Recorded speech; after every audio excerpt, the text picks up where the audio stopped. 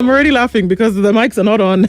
Gloria Orwoba is here, and we're starting the conversation already at 8 minutes after 9 o'clock into the final hour of Kenya's biggest conversation this week. And of course, this hour, and we're getting into it. And she's here. Gloria, good morning. Good morning. How are you? I'm well, in good health, high spirits. I thank God. Good to see you. Yeah. And we're going to get into it because things are already swirling. And the political heat, is it turning up or is it simmering or is something up? Oh, it's boiling even. Okay, sour bus. All right. We're going to talk about something today that it needs to be addressed. And we'll do that in just a bit. Dennis is going to welcome you with today's proverb. Hope you have your thinking cap on. Yes. So today we are in Cape Verde. Locals call it Cabo Verde. Right? And it is known for its unique bird species and sea turtle nesting sites. So if you want to go sea turtles and different kind of birds, Cabo Verde is the place to be. But it's a country as well that is declared a middle income country in Africa, one of the few countries in Africa that has gotten outside the poor status, right? So they're doing something great for themselves. But then again, remember the economy is powered by locals who live outside. So remittance is what pushes the country's economy. But the proverb today, every cat has a taste for a mouse. Every cat has a taste For a mouse. For a mouse. Kila paka iko na taste buds ya combined. Let me break it down in Swahili. Oh, Lord. Oh, my gosh. So basically, whatever you do, a cat is a cat. And it will definitely have a taste for a mouse. So basically, okay, I'm trying to contextualize this in politics. Of course. And I'm like, I'm looking at the papers, Ruto after Raila. So who's the cat there and where are the mice? The taste will I'm come getting out. it right. The taste will The come taste out. is coming out. Exactly. Yeah, so, a cat is a cat. You tested a mouse before, even at your 90s. You still want to have go that back taste for bud, it. So, yeah. Okay. So whatever you do, remember a cat is a cat. A cat is a cat. Interesting. Okay, well, if that is the case. And very timely. Very timely. Indeed. So we could look at the overtures quite a lot because depending on where you apply them. But this week kind of plunged Kenya into a bit of a worrisome place whereby the underlings of tribalism have always tried to poke their head and people will say things and then get tossed about. But this week it was very clear that perhaps Kenya hasn't left that behind just yet, and this is of course going directly to what the Nyeri governor did say. He did apologize. He made an apology to the family. He made an apology to the whole of Kenya, and not only that, but he stepped aside from his position as deputy or rather vice chair of the Council of Governors and seems to have done what it was required per se to then make amends for what he said. But the overtures were still very loud, that it was very clear that many a Kenyan, many a politician were not ready to leave it behind. That it's not something you can apologize for after having said it, because did you apologize because the world expected you to, or did you mean what you said? First of all, I think it was in very, very bad taste. And I actually spoke out about it. I think some of these leaders might be old in age, but very immature. Yeah. In thoughts and in spirit. And I think he got a little bit excited there and just became cantankerous. I believe his utterances should have never even come to his mind to begin with. But then what you see afterwards, after a person apologizing, and obviously even if you apologize, it doesn't mean everything is going to be, okay. But what you see after that is now you start understanding why he even spoke them in the first place. Because it's like we are at that state where, particularly the biggest losers from Raila Odinga's death are just waiting for the next thing to hang on to. And for me, it felt like there were sections of people who are generating hate from something that has already, it's like it was an off utterance. It was very irresponsible of Governor Kahiga. He apologized. He stepped down from the thing. Why are you dragging this thing along? Because you'll see, and I've said this before, there's been attempts at getting the Mount Kenya community against the Luos and vice versa. And you remember there was even a time where they started saying this thing of I can't even remember the exact utterances, but everyone was like, "Oh, I'm Wanjiru." Everyone gave themselves a Kikuyu name. Remember? Yes. Because Kenyans were like, "No, we've seen what you're trying to do there. We've seen that you're trying to create this rift, and we're not buying into that story." And so everyone suddenly gave themselves a Kikuyu name. Yeah. And I was like, "Yeah, I mean, at least now people are starting to be aware about the manufactured hate." So Governor Kahiga said whatever he said, and that was in bad taste. We should have moved on literally 2-3 hours after he resigned. But there are individuals who would like to see that rift between Luo Nation and the Mount Kenya. And those are the people who kept on pushing the narrative, doing press conferences, doing the most. And you're like, I mean, don't you have anything else to do? I personally felt like the Council of Governors literally were too excited about it. I can't even, I was thinking, what is the word? They were too excited. Because I've never seen the Council of Governors calling a press conference for all the deaths that have happened. Because we've had deaths, the Gen Z deaths. The other day in the stadium when people were viewing Baba's body, over 6 people were killed. We didn't see the Council of Governors coming out. We've had, even the Council of Governors didn't come out to address the Quarry dam issues. So now they've so you could see there was like people being told, sasa imekuja, sasa let's run with this one, sasa nyie endeni mfanye press. And it's just, But to what end though? Yeah. Why? because the idea is to create, now that Baba, may his soul rest in peace, now that Baba is gone, the idea is to make sure that no section of Luo Nyanza forms any alliance with anyone else except when they are brokered into, for instance, you had in the funeral, the two-term alliance. So the idea was, even if you thought that maybe you can now start having conversations with Rigathi Gachagua, no, those people hate you. Look, Rigathi has sent his person to say that they hate you. In fact, don't come to Bondo and things like that. So it was so manufactured. For some of us who are actively in this politics, I was like, I can see how this is something that, for instance, Governor Gladys Wanga would take like to Gear 5, because it would, the direct beneficiary of the rift between Mount Kenya and Luo Nyanza would be people like her, so that they can now go broker deal with William Ruto, which is what they're doing anyway as we speak. Yeah, so for me, They're brokering a deal with William Ruto to do what? Yeah. I mean, because, Baba left ODM while in government. Yeah? And there was the handshake. And he was the person that was controlling whatever it is that was in that handshake arrangement, including when they were leaving, when they were not leaving, when they were threatening to leave. Now that he's gone, there are many people who are not happy with that handshake within ODM. We saw it, the likes of Sifuna, Babu Owino. There are many people who are like, you know what? May God rest his soul in peace. But, it's a relief that we can now get out of this arrangement of the two-term. And so now what you see happening is there are those who want to stay in that arrangement because they are the direct beneficiaries. Yeah. And there are those who feel like, no, this handshake actually, with the 10-point agenda that we've had, nothing has been executed. Why the hell are we still, in this handshake manenos? So that's the long and short of what you saw with Governor Kahiga. I think he is a very irresponsible leader to have uttered those kind of words. Thank God he actually went ahead to resign. And I saw afterwards the Council of Governors, they fired him, and I just thought all the Council of Governors, the officials, should be fired because they're honestly, I thought if Kahiga outsmarts you, if Governor Kahiga manages to outsmart you as a Council of Governors, sincerely, you need to quit. I actually thought that is like a breach of Chapter 6 on leadership. Yeah. You see, we talk about the tribalism that we see in the country, and it has now been spinned to be political mileage in terms of how do we take advantage of this situation for me to retain power, for me to be the spokesperson of the Luo Nyanza, because one would stand and say, we have banned you from coming to Bondo. As who? Is it your Yeah, as who? And you just look at all that, and one would argue that what Kahiga did was wrong. Fine, he apologized, but what you're equally doing is the same thing that Kahiga did. So why is the current political machinations or planning following Baba's death seems as though people are really trying to gain political mileage from Baba's death? Because that's what these people, they hang on to Baba, they overburdened him with their lazy kind of thinking.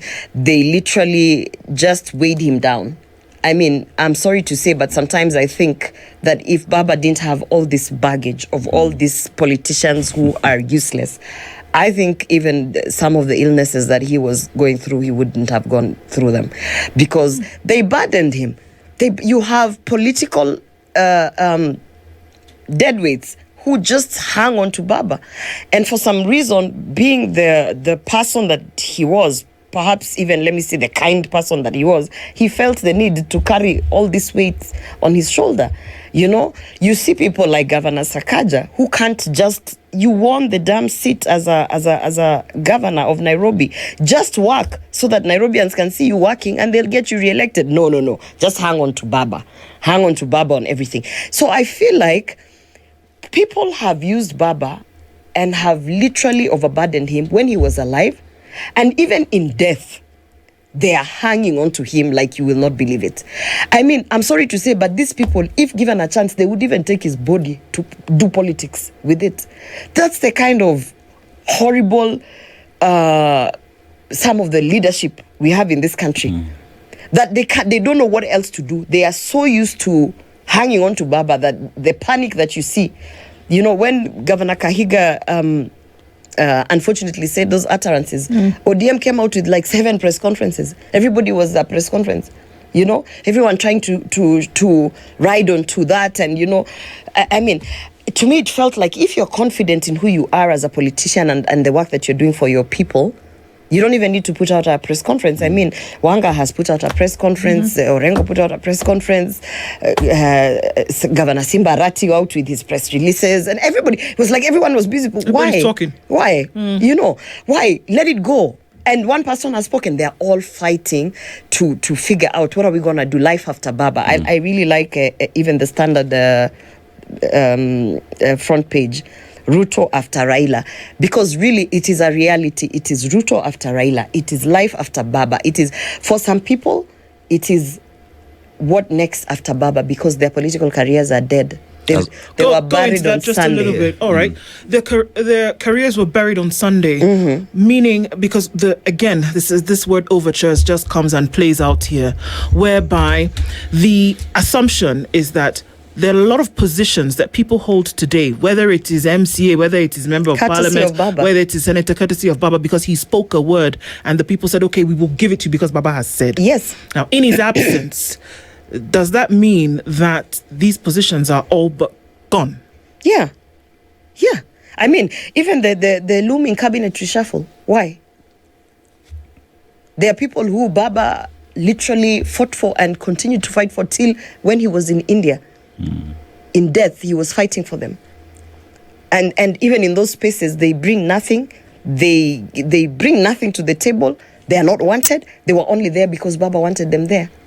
Even the cabinet reshuffle should tell you that it's like, okay, now we are done. You know, old man has passed on. Rest his soul in peace. Now we move on. And, you know, there were people crying. And I don't know. I really want to say that I have a lot of respect for His Excellency Rigathi Gachagua, because he could have gone to that funeral and he could have done what every other politician was doing at that funeral. PR and networking as to life after Baba.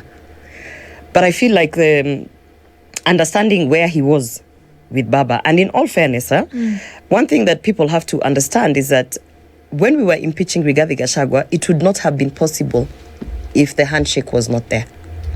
It would not have been possible to get enough numbers to impeach Rigathi Gachagua in both houses if Raila Odinga had not said, okay, let's impeach him.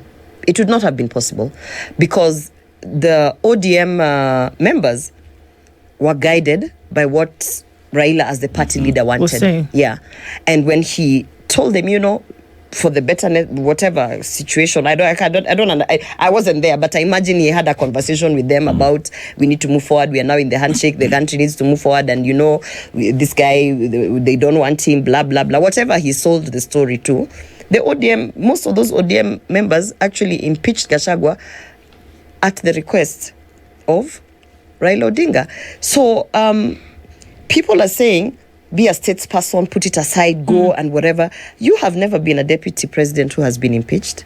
You have never been a deputy president who knows that the impeachment only happened because of the goodwill of Baba. So you don't know what he's going through. The same way that you feel that, this is my hero.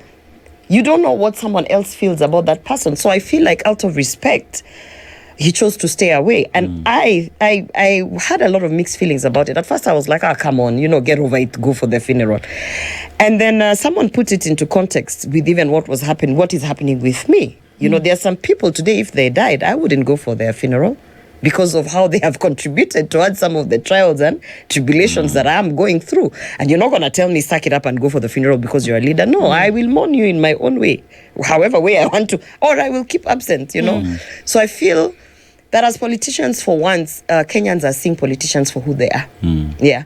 I mean, the governor from Mombasa was wailing, posing for pictures in his somber mood. I'm sorry, but I didn't buy it at all. I mean, let's look at, many have said that now that the death of Baba, may he rest in peace, has happened, that there are many political orphans who don't know where to go. Absolutely. And that further look at it in terms of Luo Nyanza and even Baba supporters, that finally now the issue of if Baba holds your hand, you become the de facto leader, you don't even need to go campaign, that finally leaders will go back to the people and convince people why they deserve that vote.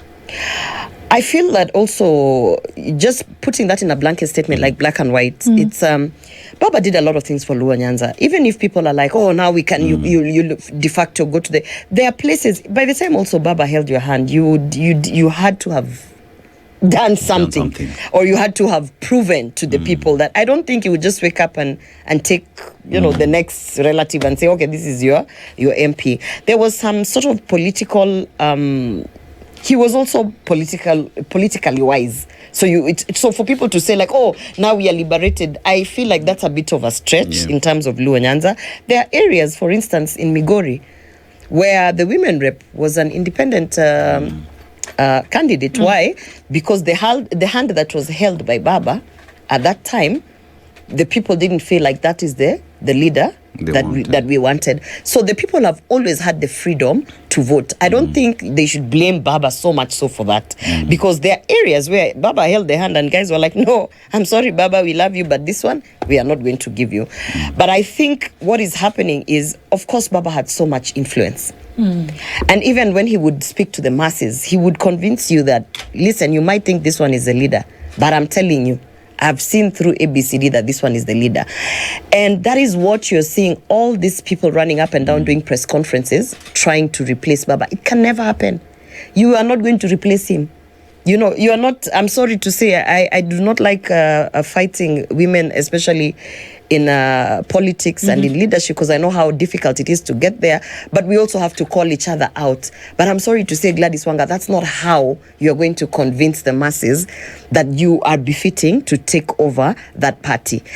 I think in one way or another, Kenyans also, Kenyans are not stupid. I can see. Yeah? Like, you see how they made sure that Babu Owino doesn't speak anywhere. But somehow, even when they were doing those introductions, just the name of Babu Owino drove the masses crazy. And it's not to say that Babu Owino is a saint. No, for crying out loud, he's not a saint. He has done so many things that I am so against of, But sometimes the people understand that this is the person we trust, and this is the person that we want to follow.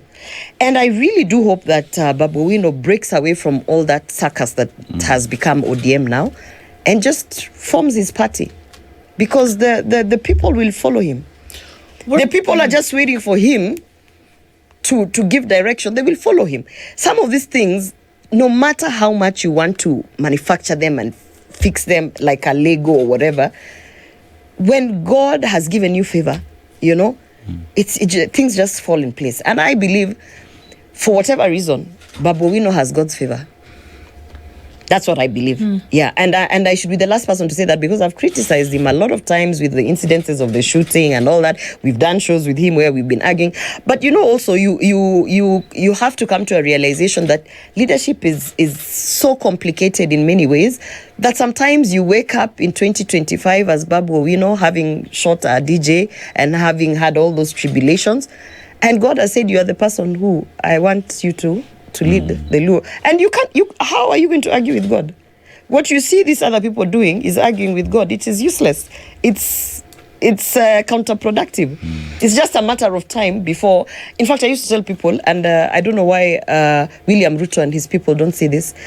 When we were campaigning for William Ruto in 2022, there's nothing that he didn't go through. There's nothing that the government of the day didn't do to him, or to his people. But in the end, he sat in State House. And yet, it's interesting that you say that, because then when the principals or the would-be generals or the folks then who were, subservient to Baba in one way or another, when they hear the things that you say now about individuals like Babu Owino, Edwin Sifuna, they seem to get a bee in their bonnet. Yeah. Because they don't want to hear that. Why would that be in the political sphere? Most of those people who do not like Babu Owino, who do not like Sifuna, have never worked hard to create their own brand. They have never had their own brand. If I tell you ODM, and just by the top, I give you 10 seconds, mention people, I don't think you'll go past 10. Like, just out of the, you will be like, oh, Babu Owino, Sifuna, Millie Odhiambo.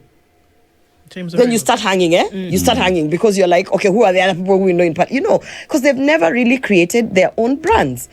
And that's why they look at, and this thing, I say it as a personal experience. Even in Senate, the people who had the biggest fights with me are people who will never be able to create their own brands. They'll never stand for anything. They'll never go out there and push an agenda. They want to have it easy and still fight you who's creating your own brand. Babu has created his own brand over the years. His own brand. He was the only person the parliamentarians were calling him to go to Kasarani so that he could calm down the crowds during the viewing.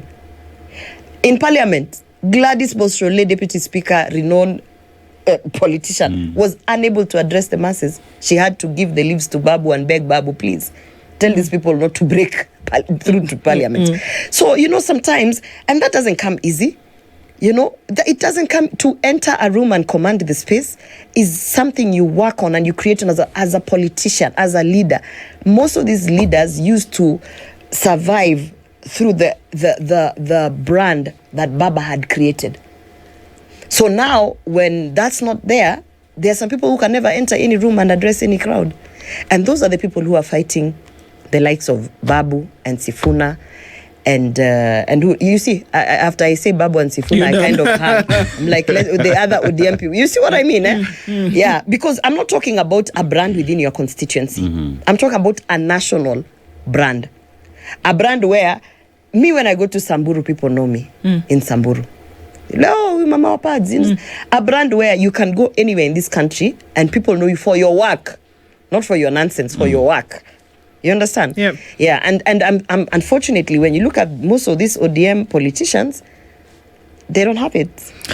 So, if this is the case, why is there such a spirited effort or attempt, even as it is on the front of the Standard today, for then the president and the party, in this case, not government, the president and the party, UDA, to then be in this tight camaraderie with ODM, if there's really nothing to offer? Or is it the dregs, is it the substance, that the spirit of Raila Odinga and the movement that they're after, or the people to increase the numbers, thinking that Kenyans will support? What's that for? You see, there was a level of comfort that President William Ruto had when he had Baba in government. And nobody anticipated that Baba was going to die, to be honest. And that level of comfort was that in our mathematics of numbers, we had Luo Nyanza locked, because Baba would convince his people to vote for us for a second term. Yeah? Now, in the absence of Baba, William Ruto is not a stupid politician. He knows that he can't be comfortable. He can't be comfortable, because their biggest undoing was they were very comfortable. And that comfort, I used to wonder, where would it come from? Because even if Baba had not died, I don't think Baba was going to support them in 2027. But there's a level of comfort. So what you see happening is the panic for particularly William Ruto trying to figure out, how will I hold on to this Luo Nyanza? I'm sorry to say this, that's why a lot of things happened the way they happened in the funeral, and they kept on saying it's a state funeral. Because it's a state funeral, we can't allow ABCD. I mean, a state funeral or not a state funeral, and you can say whatever you want to say, I don't know, I'm a match, I don't know, but your friends should be allowed to bid you farewell. SK Mashari, everybody knew that was Raila Odinga's friend for the longest time. They should be allowed to bid you farewell. Martha Karua, who partnered with him, should have been allowed to bid farewell to the... But yeah, it was the way it was being controlled. It had nothing to do that it was a state funeral. It had everything to do with the fact that we need to bury this guy, but we need to make sure that they do not destabilize further the Luo Nyanza block. So what you're seeing in the front page of the Standard is, I call them Ruto's pawns. How is he? Which ones can he use? Which ones can he use to keep Luo Nyanza? You know, and he's very aware that there's some people he can absorb and keep very close to him, but they don't have the ground, they don't have the people. The idea is not an individual. The idea is taking an individual who can sway the masses to stay within the two-term movement. Okay. Yeah. And when you look at all those faces, I'm sorry to say, other than Sifuna and Babu Owino, and maybe Caleb to some stretch extent, even if he adopts all the rest of the other ones, he will just have one vote each. One vote for Buru, one vote for Gladys Wanga, one vote for Paranya, one vote for Mbadi. Maybe even Mbadi will not vote for him, but one vote for Mbadi. And that's it. And that's it. So, if you look at this and this political chess that's being played, if we go back to where we started this conversation, is the tribal card then important? Yes. And how? Because, you know, I don't know why Kenyans want to... And is tribe in this case a bad thing? We come from somewhere. Yeah. I've said this before. You can never detach Kenyans from the tribe. Maybe in another 100 years after we've all intermarried and we've dissolved our languages. But even now in intermarriages, I saw there's another video I shared where there's a Gen Z who happens to be both Kikuyu and Luo, and he speaks both. You would think he would speak none. He speaks both. So depending on the day or whatever favors him, he is Kikuyu, and another day he's Luo. You can never detach Kenyans from tribe, because our roots, it's that's where we come from. You are born from somewhere, you have cultures from somewhere. I don't know why people see it as a negative thing. It's not a negative thing. It can only be negative when it is used for divisive politics. But to say that we don't want to look at the tribal lines, that's actually hiding ourselves, you know, putting your head under the sun. We have to understand that when all is said and done, Gloria Orwoba is from Kisii. First, she's from Kisii. Then she's a woman. Then other things. Then she supports so and so and so and so. Then we break it down.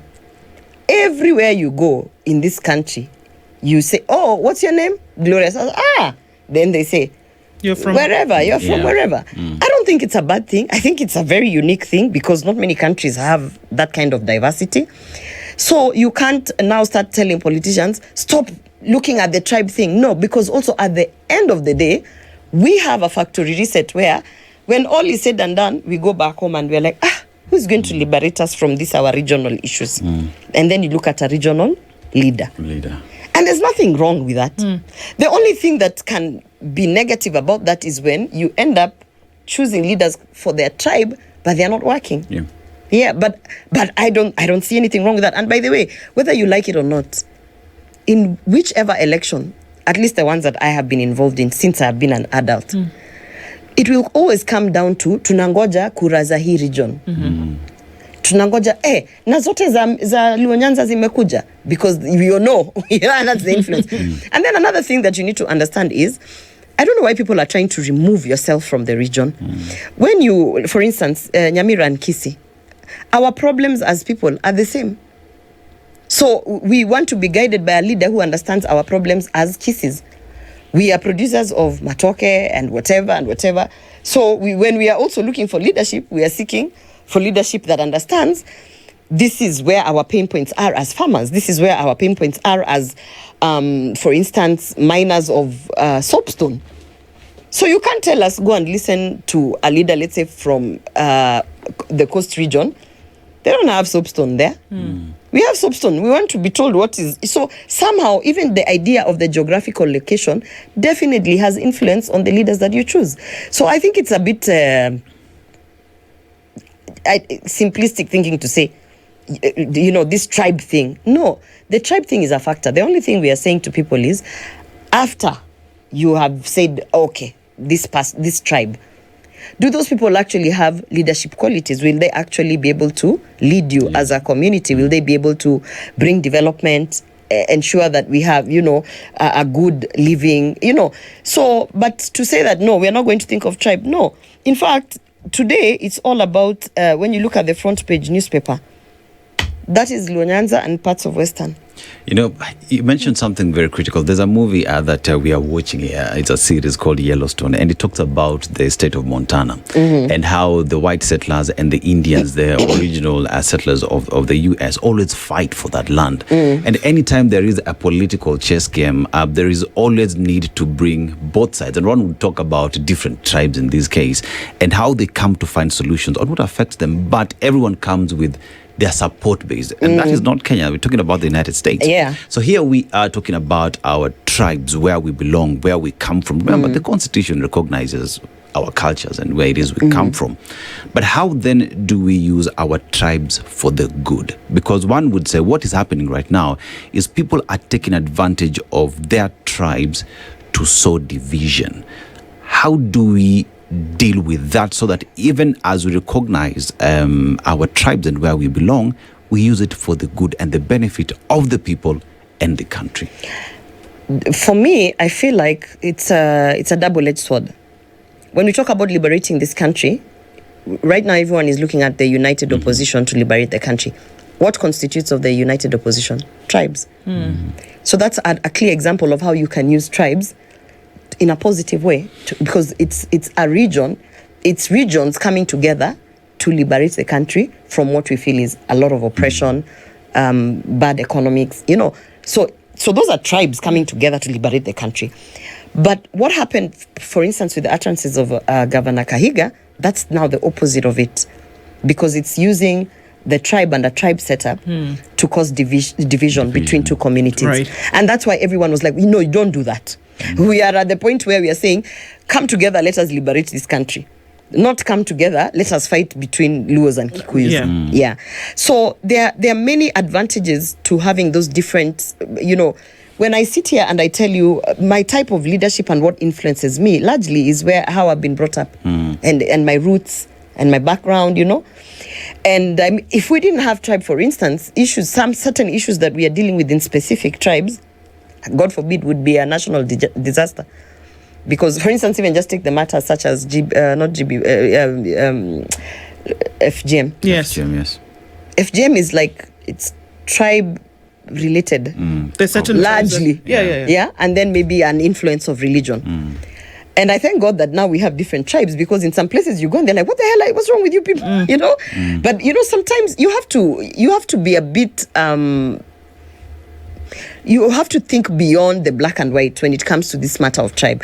I don't think it's a time where we should tell people, we are one tribe, I'm not. No, I'm Kisii, I'm proud to be Kisii. But I'm also Kenyan. And I'm proud to be Kenyan. That's the national platform. And as a Kisii, I think this is how I can contribute to the Kenyan economy. Through this kind of farming, through this kind of thinking. We always laugh about saying that you throw a stone in Luo Nyanza and you hit a doctor. Yeah? So it's a pride they have that as laws, Yeah. Everyone is very educated. So everyone brings something to the table. Every single 47 tribes, there is something special that they bring to the table. I don't think it's a time to tell people that let's stop recognizing your tribe. No, I think it's a time to tell people you are unique in every different way that you are in each of these tribes, but let's come together to liberate this country. So gone are the days where we are saying that one is pitted against the other, or one is elevated over the other, and that's what we're going to use to divide people. But we're saying that tribe can actually be used for a good thing, where it's used for unity. To all bring about unity. You see, like now, even the fights that you're seeing is because there's a clear understanding that in the united opposition, at least more or less a huge number of the regions are represented, right? And so now there's this issue of Luo Nyanza, and they felt like maybe they wanted to liberate this country, but their leader, had some sort of understanding with the current government of the day. So even the scuffle that you're seeing is about Luo Nyanza wanting to participate in the liberation of this country by joining the united opposition, which is why I feel that to people like Sifuna and Babu Owino, if it is proving to be difficult to persuade and convince those within the Orange Democratic Movement Party that they should now come out of that arrangement for whatever reason, I think these are people who have their own brands. If they break away and they form their own parties, the people will just move with them. Because I can tell you today, if Babu Owino forms a party, I promise you, membership within 2 weeks will just skyrocket. Yeah. So I think sometimes also as young people, we have imposter syndrome. We don't believe in ourselves that much. So there's always something that's holding you back. You keep thinking, let me wait for somebody Governor Orengo to tell me. Let me wait for, because we have, and it's something that within even the political spaces, when you try to come out, you're immediately pushed down. So we have a lot of imposter syndrome. But I would challenge these individuals, because it looks, also there comes a time in a community where you as a leader must rise up. You must rise up and you must lead your people. And with the confusion that is going on in ODM, I feel this is the time that Babu Owino should rise up and lead his people. Here we are in also, so the next couple of days, and didn't even wait weeks or months, but the next couple of days, we're probably going to see that these realignments are going to start taking shape. But then under this, and this is all happening for maybe 200 people, 300 people max, right? The ones who will then be key in these decision making. But under here are millions of people who are asking for the country to be better. Are politicians aware? Yes, a big monumental shift has happened politically. But is there the awareness that there are Kenyans here who are still asking for things to be done better? I don't think seeking for governance to then be practiced out and lived out better. I think with what is happening, particularly with some individuals, I don't want to be very categorical, lest they accuse me of just fighting people and women and what. I think some people are in a state of shock and mourning and anxiety and no clear path for their own personal future. And in that state, they are misleading the people, because they are not really thinking about what the people want in terms of things to be done, in terms of development. So it is that situation where masses of people are now being led by confused leaders, by leaders in shock, leaders who have panicked, leaders who have realized they probably don't have a future in politics, and they are just holding on to these masses. And unfortunately, the masses who follow them, they have not recognized that is not the path. That this might be a leader that we used to follow when they were sane and of sound mind, but in this couple of weeks, this is not someone we should follow, because this person is now on a self-destruction mission. And that's unfortunate, because that's what's happening. And the leaders who because you see also another thing, you can't wake up and say because Raila Odinga has passed away, suddenly all the people who would follow all these MPs or the governors and whatever would suddenly just, say, okay, now we are looking for new leadership. No, they're still following their de facto brokers. Let me say they are de facto brokers to Baba. So Gladys Wanga has her people who will follow her to the grave, maybe. All these people, they have their people. And that's why this conversation, I feel, is a conversation that should be had with now the younger leaders who are more aware, who went out of their way to build their own brands despite the Baba factor. And that's why I keep saying this is a moment. There is a moment in leadership that comes. You don't need to be told. It just, you feel it. You know you must take a decision. This is the moment for people like Sifuna and Babu Owino to lead those masses. You just need, because whether you like it or not, people keep saying, leaders. No, people must be led. Even in your household, you don't even know, but you are led. Even you as the husband, you think you are in charge, but you are led. You are told what you are going to eat. You are convinced what time you are going to sleep. Somebody is leading you. There is an influence in that household that is leading you. People must be led. And if this confusion lasts another 1 week, it will be very unfortunate for Luo Nyanza, and maybe the other diaspora parts, Nairobi, Nakuru, that actually Baba had serious following. It will be very unfortunate, because what is going to happen is like the Tower of Babylon. It will come down. Yeah. And you say in this, you mentioned Babu Owino. I heard him speak the other day saying even when Baba was alive, with regard to the broad-based government, they sat down and they agreed that he would remain in opposition. He wasn't comfortable going to broad-based government. You listen to Sifuna speak, referring to what Raila Odinga said in that meeting in a hotel not far. And he maintains that is the position and instructions. The last instructions were given by Raila Odinga. But then you look at the larger ODM, one would say those who built the party together with Baba. And there seems to be fear that the young Turks might take this away from us, and we need to do everything to prevent it. But how do you prevent an idea whose time has come? And then there's also this entitlement of we are the founders of ODM, we are the people. One thing that I've come to appreciate is even if you are the founder of that party, that was what God wanted you to do. To start that party and then move the hell away from it, or whatever. So you can't keep holding on to, I was the founder, so therefore I am. You played your part. And now God is saying, past finding this, the party is already established. Now, next, we are now going to have the young people who are going to move the party from point B to C. So I feel like the older, without any, I don't want to sound, okay, I'm biased. I feel like the older generation has this entitlement, like, ichamani yetu. And that's why, for me, every time I look at the Esabu, because these formulas that anyone wants to come up with, they're like 7 factions of people fighting for the party. And it's becoming so complex that you ask yourself, what are you fighting for? Because you, as Sifuna, you have your own following. Or unless you know you don't have your following. Unless maybe there's something you know that we don't know. But if you know that you have your following and you have your leadership and you feel truly that this party is going in the wrong direction, just break away. It's 21 months to the election. Start arranging your things there on the side. And when the time comes, just break away. At what point, Gloria, does the voice of the people then become integral? Because you look at ODM, and ODM is not Baba or the leadership or the NEC or the NDC. The leadership, one would argue, actually is the NDC, the people who form the party. No, ODM is Baba. Already you're wrong. ODM is Baba and Baba is ODM. So doesn't the members of the party then have a say in terms of voting for the next leader of the party? Yes. You see, when ODM is Baba, first of all, you can't say ODM is not Baba. ODM is Baba. And that's why on Sunday when Baba was put to rest, ODM was put to rest.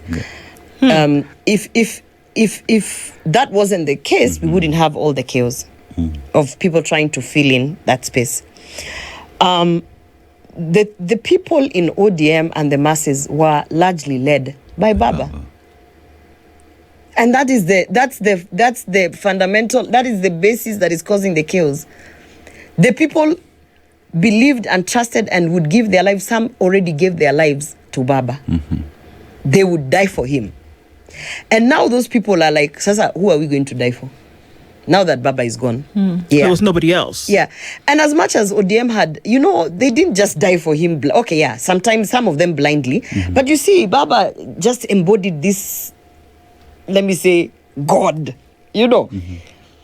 He inspired his people. He moved his people. People didn't even want to understand. Tunapitisha ama tupitishi. Wewe tuambia tutaki kusoma hiyo bill. Wewe tuambia wewe ukisema it's Baba good for alisoma. Us, we are good for Baba alisoma. Because they trusted in their leader. You never see any other party leader, particularly in the older parties. UDA. People asking me if I'm still in UDA. I'm still in UDA. Oh, you are? Yes. Okay. I'm still in UDA. I get a lot of... I'm still in UDA. I'm still a member of UDA. In fact, orders were given that they cannot remove me. I have to come out at my own will and time. And I keep saying, the party leader we had when we were going the 2022 elections was, you would sit and be inspired. You would look at them and say, I want to follow this person. This person knows where we are going. You would be inspired. You would trust them 350%. But they've changed now. Yeah. And you see, that's what Baba also had. But Baba's was like, if our party leader had it to 20%, Baba was 120%. They would follow blindly.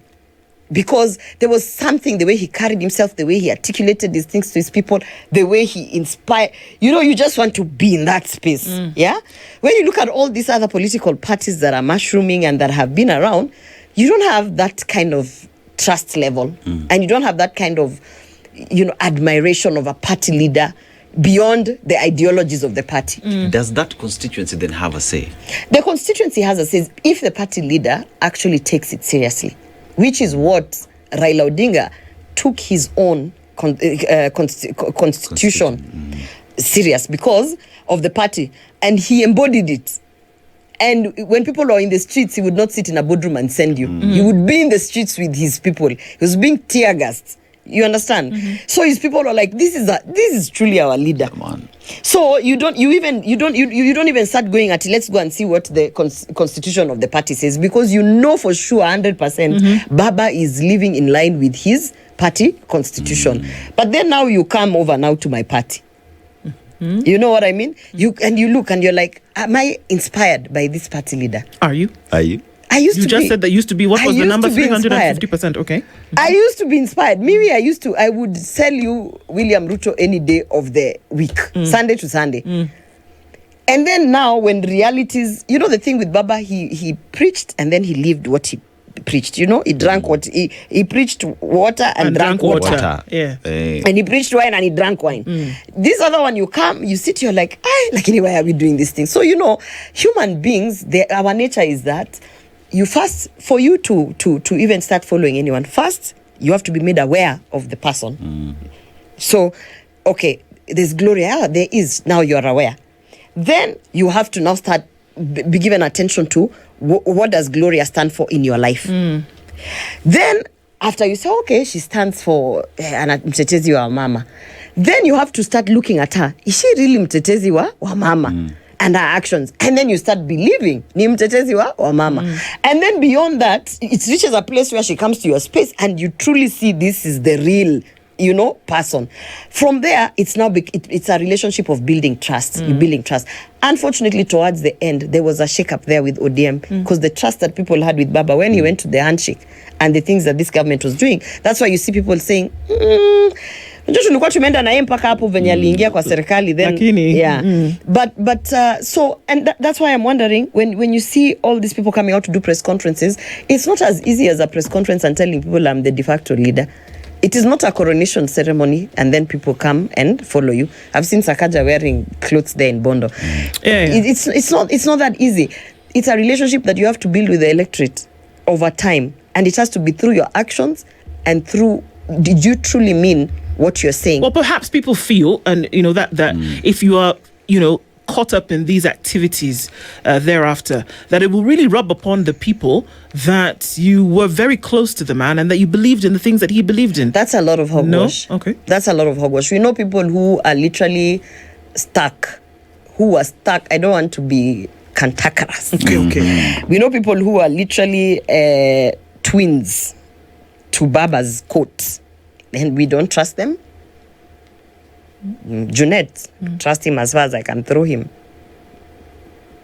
Everybody just bowed down to him because of the attention Baba gave to him, not even his proximity. It is the attention Baba gave to him, the respect Baba gave to him. Devoid of Baba, nobody cares about Junet. Nobody, even in ODM, they don't care about him. There are people who are figureheads stuck next to Baba throughout. The only reason anyone gave them attention is because Baba gave them attention. Those are the people who on Sunday, when Baba was laid to rest, their political careers were laid to rest. They are done. Because even when they had that proximity and that space, they never really stood for anything. They never did anything. They never inspired the younger generation. They never spoke for the younger generation. In fact, hao ndo walikuwa wananyanyasa members in the younger generation. They never really, you are just sort of like, I can't abuse you because maybe Baba might put me in line. It's more of the Baba than them. Those people are completely done. There are people who are nominated 4 times by Baba. They are done. Done. Sunday, they were laid to rest. Their political careers. Because the only reason they kept on making it to the nomination Baba kept saying, was go. because Baba had just somehow had favor for them and kept on putting them. There are people who are proudly saying in the next, they are not vying and they don't really, they were speaking out saying that, me tushaongea na Baba na nini, hata the next election ameniambia nisimame nini naenda kunominatiwa Senate. Let me tell you, when the news of Baba passing on, for some of us, we cried and cried and cried, and we stood up and we laughed at those people who used to hang on to him and, overburden him, because now we are waiting to see who will nominate them. Because that was their career path of just nominations through nominations and not wanting to try and get elected. And that's why when they would see some of us doing the things we are doing, because we are actually seeking active election to go to the ballot and ask the people to, they would just, make our lives difficult. So those people on Sunday, when the last burial rites were done, their political careers were buried as well there on Sunday in Bondo. The perspective that you take is very interesting, and dare to say that this will be interrogated beyond this conversation this morning. In 3 weeks. I'm sure you know. In 3 weeks, everything I've said will come to pass. Everything I've said. And I'm not because I'm a prophet. It's really just, unless you are living in a bubble. Yeah. I talked about this handshake and I said how it was just a very, very, what do you call it? It was a bubble that needed to be carried with such care. Even when they were in the handshake, there was all this, Sifuna coming out to speak and whatnot. And I kept on saying, let me tell you, if William Ruto thinks that the handshake is what is going to deliver him in 2027, some of us who campaigned for him and who had to convince the masses for his manifesto and everything already know he's going to lose that election. If that is his formula, we already know. We are as sure as day and night that William Ruto will go back to State House to hand over to the next person. Sure as day and night. Whether he reshuffles this cabinet 350 times, whether he brings Gideon Moi into this cabinet, whether he brings who's the other person I'm seeing there, whether he gives Babu Owino the cabinet secretary for education, whether he takes Sifuna and puts Sifuna in interior, whether he takes, if there is one thing I can tell you today, if that is the formula he thinks he's going to use to win the trust of the people, the only thing he should be doing now is preparing over the handing over documents, because clear as day and night, he's going home. Gloria Orwoba, folks. Yeah. Thank you so much for joining us this morning. I don't even know if there's anything to say beyond that. Let's see. She says 3 weeks, maybe sooner. We'll see, isn't it? Thank you for being here this morning, and we look forward to the next. Have a wonderful weekend, folks. The Situation Room comes back to you Monday morning at 6. Have a good weekend. It's 10:01. Good morning. This is the Situation Room, the only way to start your day.